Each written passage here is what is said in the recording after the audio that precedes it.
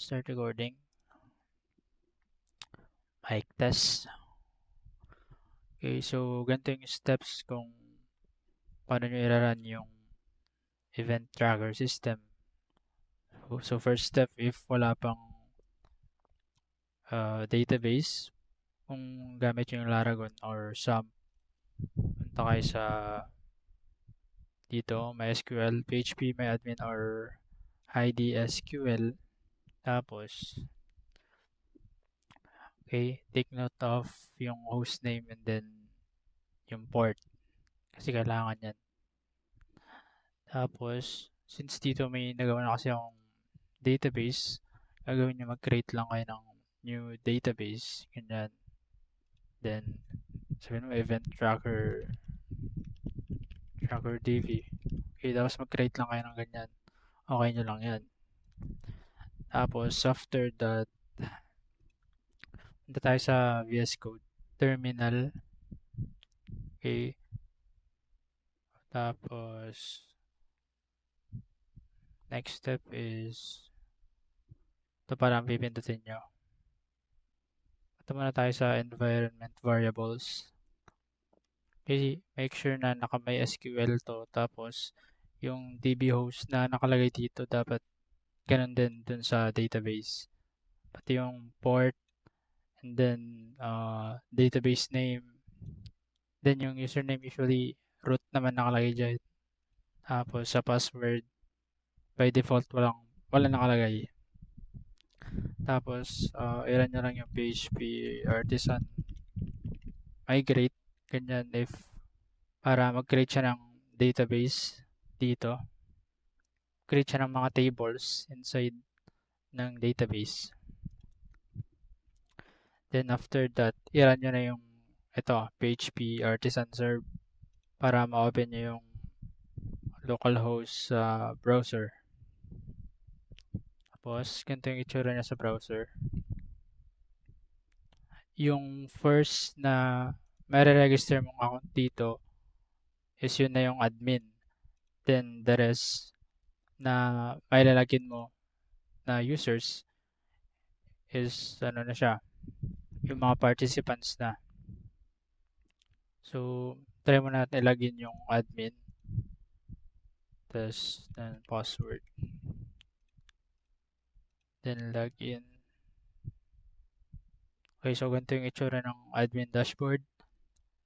Ano tayong total events, number of registration, mark attended, and ito yung mga recent events. Okay. View all natin. Then, dito tayo sa events. Ito yun, total events, upcoming, then registrations. Then, ito naman yung specific event. So, pag i-open natin to, papakita dito yung attendance, then yung list ng participants na sumali doon. Then, you can mark them as present. So, yun. Then, ilalog out naman natin si admin. Then, mag-create tayo ng account for participants. Let's say participant. Then, participant at example.com. Tapos, password. Okay, password. Then, register lang natin siya. Ito yung interface ni participant dashboard. Then, mag-browse tayo ng events, yung available events na meron dito. So, ito na yun. Yung event na ginawa ni admin. Then, pwede tayo mag-join event. Yan. Then, sa certificates, kailangan ma-mark as ma-mark ni admin as present. Okay. So, ang gagawin na lang natin is private tab muna tayo dito para ma-access natin siya sa admin. Tapos, login tayo.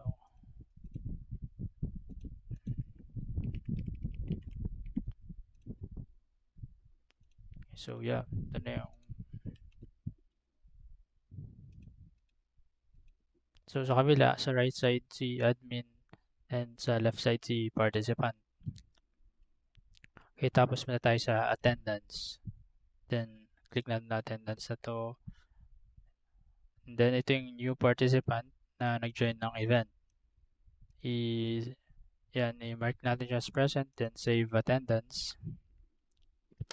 Tapos, refresh natin dito. Ngayon, pwede na mag-generate ng certificate.